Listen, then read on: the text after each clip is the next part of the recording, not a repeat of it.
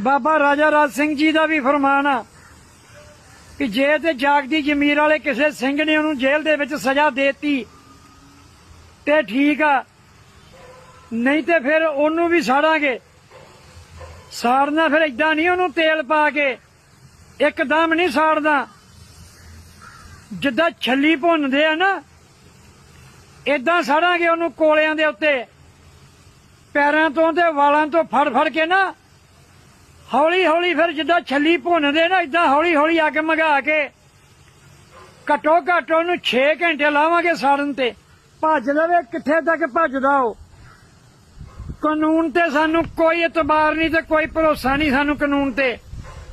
ਇਸ ਕਰਕੇ ਜਿੱਦਣ ਕਿਤੇ ਬਾਹਰ ਆ ਗਿਆ, ਪੈਰੋਲ ਤੇ ਆ ਗਿਆ, ਚਾਹੇ ਕਿਸੇ ਵੀ ਤਰੀਕੇ ਦੇ ਨਾਲ ਜ਼ਮਾਨਤ ਤੇ ਆ ਗਿਆ, ਉਹਨੂੰ ਏਦਾਂ ਹੀ ਸਾੜਾਂਗੇ।